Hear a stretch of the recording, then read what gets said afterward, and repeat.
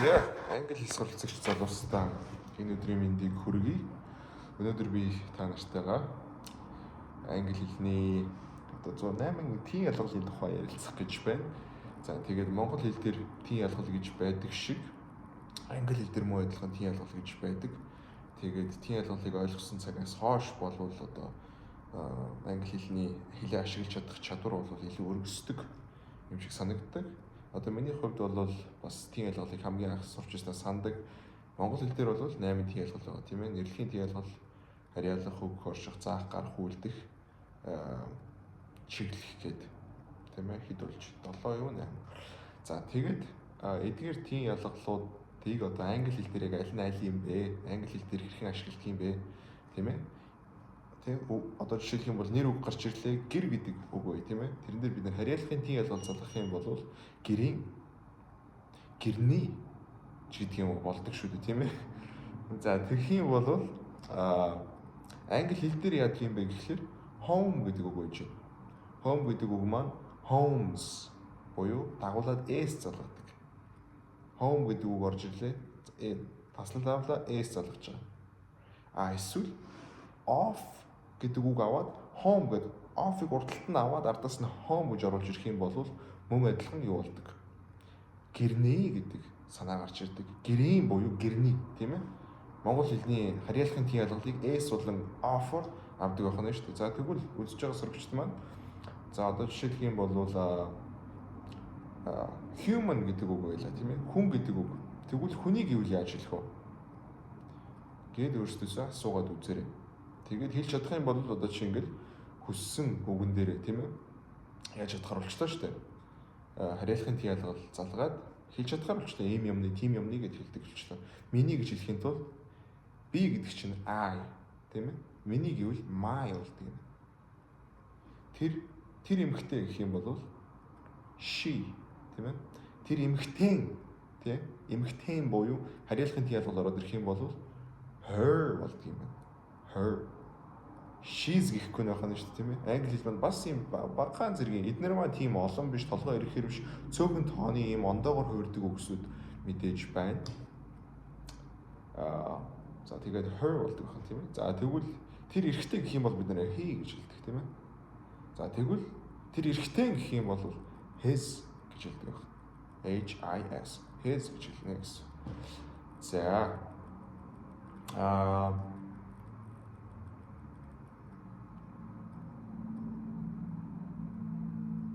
За тэгвэл дараачих нь өөр нэг үгэн дээр бас аваад үзье. Хэдүүлээ усны сав гэдэг үг.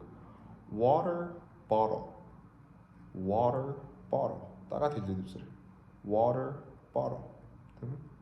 За тэгвэл усны савны гэх юм бол water bottles. Усны савны сав гэдэг үг хэлэх гэж үзье. Харьяалахын тийм ялгалаа залгаад усны савны сав гэж хэрхэн хэлэх вэ? Water bottles bottle. Эч bottles гэдэг s ороод ирж байгаа. За эсвэл савны сав гэдэг үгээ урталтаа оруулж ирээд bottle of water bottle. Альбаар ийм жоохон толгой эргүүлмээр юу авлаа л да би хэлийг чинь ажилуулах үйс жишээ авлаа л да. За тэгэд одоо bottle of water bottle гэж хэлэх water bottles bottle арталтай хэлэх хурдтай хэлэх s-ийг авах off-ыг авах ямар ялгаатай. Юун дээр илүү их анхаарлыг өгч байгаа вэ гэдгээр л ялгаатай байна. Тэр нь юу гэсэн үг вэ гэхээр тэрний үг үг гэхээр одоо яа гэсэн үг.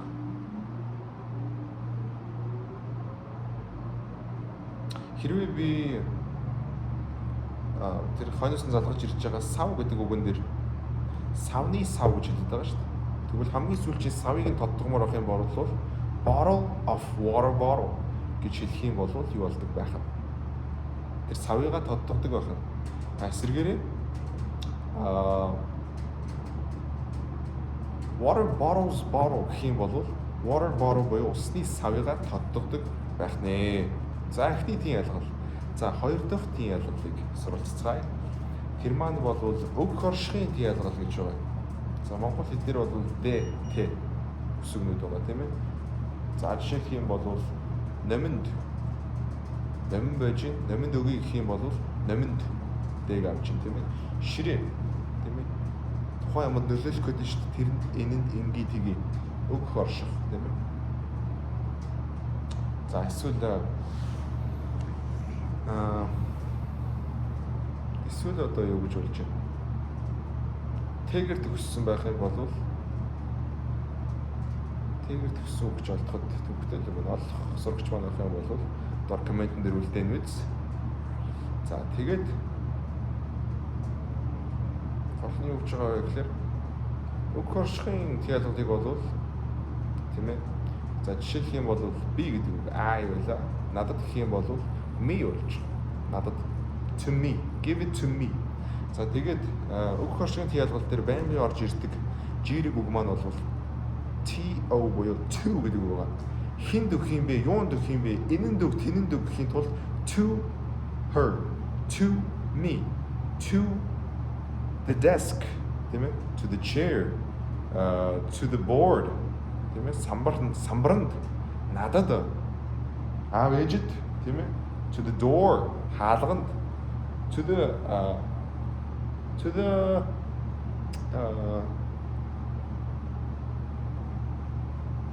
the floor, одоо тэг шаланд гэх мэтчлэн хэлнэ гэсэн үг байхгүй. Тэгээд түүгээ авлаа. За жишээлх юм бол надад бэлэг өг гэж хэлье.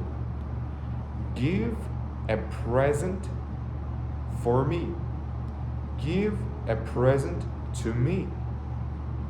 За одоо энэ for болон to хоёрын ялгаа нь юу юм бэ гэх юм бол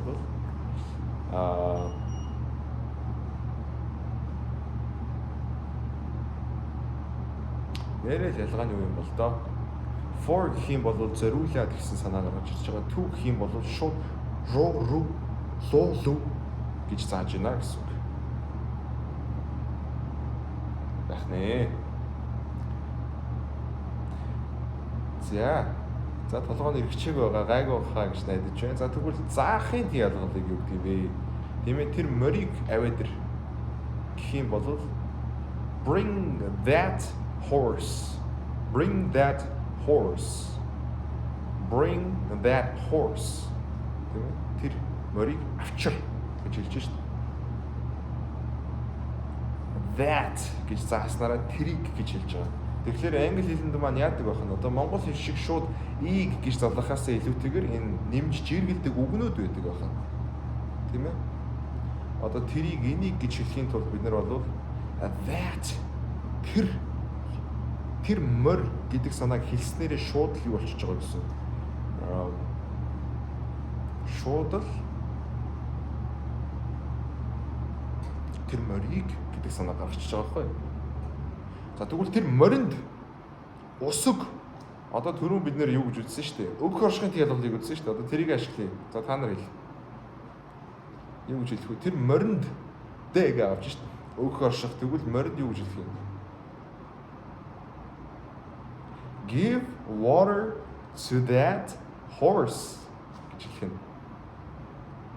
Give water to that horse. Өг усыг тэр моринд гэж хэлж байгаа байхгүй. To that horse. Тэр моринд. Тийм ээ. За эсвэл тэр үүлийг хараа гэж хэлжийя гэж бодъё.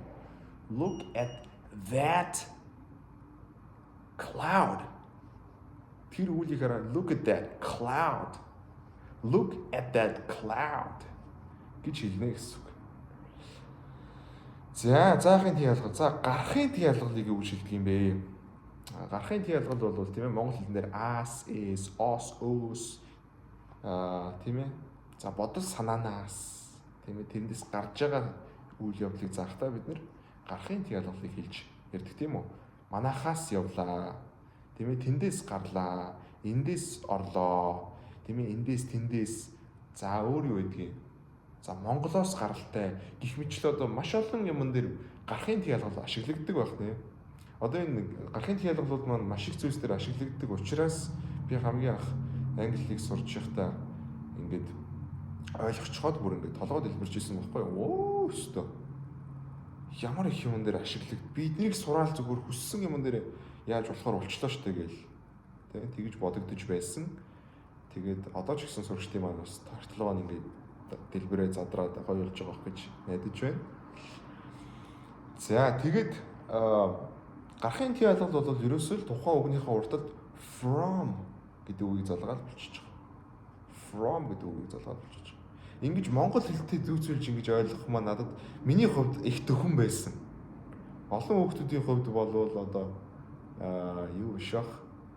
Тэ бүр багасаа англи хэл мэлтэй явж байгаа бол тэр чинь бас давуу талтай. Наад шиг тийм ээ. Мань мэд. Тийм хувьд болвол яаж байгаа байхгүй тэр чинь. Жохон монгол хэл дээр ингэж ойлгох хэрэгтэй. Тэгээ монгол хэл дээр ингэж энэ чинь төвөггүй ашиглаж байгаа шүү дээ бид нар монгол хэлийг тийм ээ. Тэгвэл англи хэл дээр монгол хэлний юмнууд маань эдгээр юм байна шүү дээ гэд ойлгож байгаад бүр ингэж хүү гэд толгой нэгддэг байхгүй. Тийм ээ. За тэгэхээр тийм байна. Тэгвэл гарахын тиалгал маань бол from гэдэг юу гэдэг вэ? За надаас гэх юм бол надаас чамд энэ мессежийг хүргэе гэж хэлэх юм бол let's send this message from me to you. From me to you. гэж хэлэх нь шүү дээ. Тийм ээ. За тэр Монголоос гарал үүсэлтэй гэх юм бол I am from Mongolia. I'm from Mongolia гэдэг чинь from гэдэг үгийг ашиглаад байгаа чинь юунд байдаг байх нь шүү дээ. Гарахын тиалгал Монголоос би гарал үүсэлтэй. I am from Mongolia. Би Монголоос. Тийм ээ гарал үүсдэг чинь заагаад байгаа байхгүй. За тэгдэг байхan. За эсвэл за би одоо энэ юунаас гарч байгаа гэж хэлье. Би одоо тамхинаас гарч байгаа гэж хэлье. I am getting out of smoking. гэж хэлж болно. I am leaving smoking гэж шууд амраар хэлж болно, тийм ээ. Зүгээр from-ыг ашиглахын тулд жоохон төвөгтэй хэлбэр хэлж байна. Тийм болохоор natural-ний сонсогдохгүй байгаа байхгүй. За тэгээд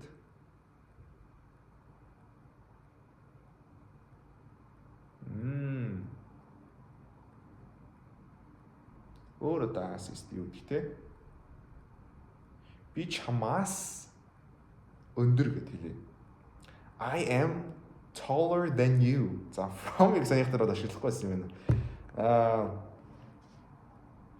Би чиний гэрээс гараад явж байна. I'm leaving your house гэж хэлээ л дээ. Ер нь бол гэхдээ from-ыг ашиглахыг хүсэх юм бол I am getting out just from your house. Болчин. Yeah. Тэгээд from-ыг бол тийм ээ аасын дөрвөн зэрэг гэж ашиглах байх нэ. За дараачих нь үйлдэхийн тиалгал гэж байна.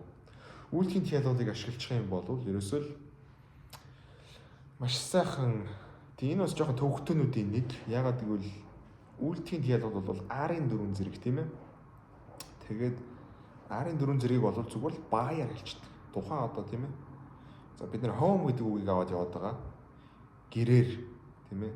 Чи надаар үйлдүүллээ, надаар хийлгсэн, чамаар хийлгсэн, гэдэг санааг хэлэх гээд байгаа шүү дээ. Тэгвэл тэгж хэлхийн тулд зүгээр шууд юугаар хэлдэг байх. Bye гэдгээр хэлдэг байх. Bye. This job is done by me. Энэ ажил надаар by me, тийм ээ? Надаар хийгдсэн. This job is done by me. Тийм ээ? За эсвэл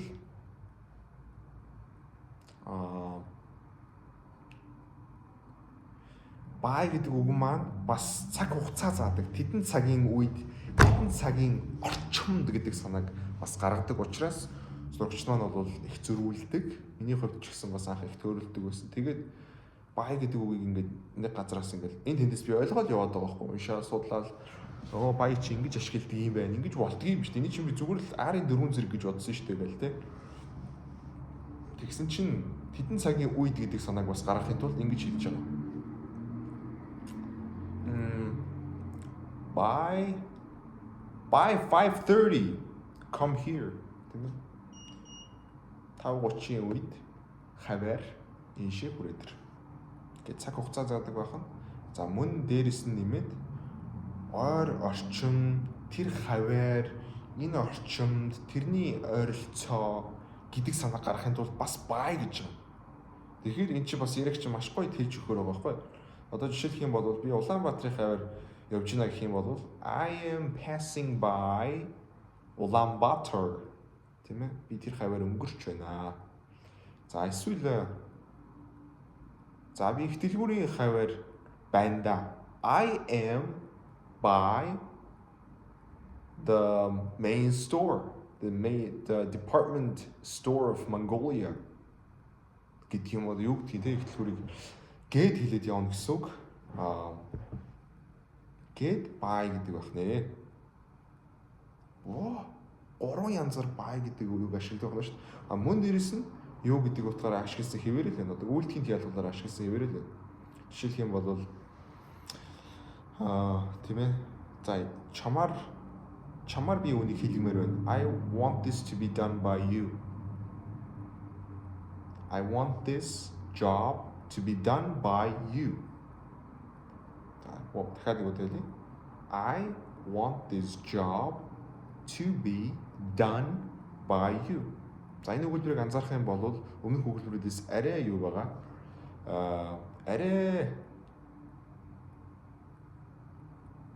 Арай нэг өөр бүтцтэй байгаа. Тэр ялгаа нь юу вэ гэхээр энгийн өгүүлбэр маань болвол тийм ээ.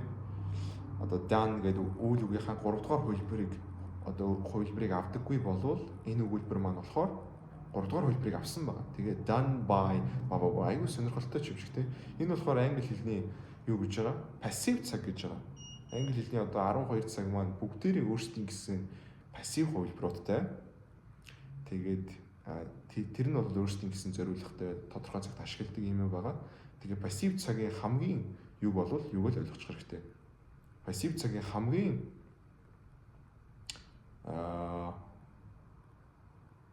одоо тулгуур өгнүүдийн нэг бол бас buy байдаг. Ягаад гэх юм бол ийм юмар, тийм юмар арын дөрвөн зэрэг орж ирж идэг учраас байна. Тийм ээ. Окей. За хамгийн сүүлчийнх нь чиглэлийн тийм ялгуудыг юу гэж суралцах вэ? Яаж явах вэ гэдгийг ярилцаад өнөөдрийнхөө хичээлийг дуусгацгаая. Тэгээ маш их сайхан зүйл сурцгааж авсан байх гэж найдаж байна. За тэгээд чиглэлийн тийм ялгал болвол руу гэж хэлж байгаа шүү дээ, тийм ээ. Тэгвэл бид нар мөн адилхан өгөх оршихын тийм ялгалаар ашиглаж ирсэнтэй адилхан to гэдэг үгийг аваад үгийнхаа тийм ээ урталт нь to-г аваад руу гэдэг санаагаа гаргадаг байна. За одоо би гэрлүүгээ явж байна. I am going to my home. За би Америк руу нисэж байна. Америк руу тийм ээ. I am flying to America. За тэгээд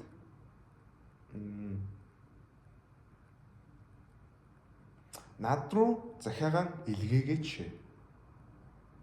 Send the letter to me. Send the letter to me. Finish дээ. Okay. За тэгээд за дахиад нэг жишээ авчи. За гоё жишээ аваад дуусгая.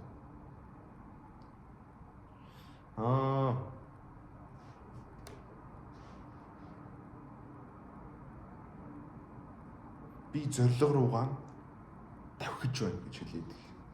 Тэгэх юм бол I am progressing towards my за эсвэл түрүүний сурсан үг тийм ээ. Чиглэлийн тийм ялгалын үндсэн үг болох to гэж шалж болж байгаа. To my goal. Эхнээ окей. За тэгээд маш сайхан их зүйлс сурцгааж авсан байх гэж найдацгааж байна. За тэгээ маш цөөхөн тооны хүмүүстэй одоо ганцаар чилж яриан дээр нь болон дүрм дээр нь тийм ээ англи хэл дээр нь ажиллаж өгч байгаа. Тэгээ сонирхож байгаа юм бол доор линкийг нь үлдээчи. Тэгээд англи хэл ер нь яагаад сурахад тийм хэцүү байх ёстой гэж зовлонтой байх ёстой гэж тийм ээ. Мэдээж цаг хугацаа зарцуулах нь бол зайлшгүй гарцаагүй зүйл. Гэхдээ зовх зүйл бол биш ээ. За тэгээд тийм ялгуулуудаа сайн сурцгаагаараа дараач хичээлээр уулзцаая.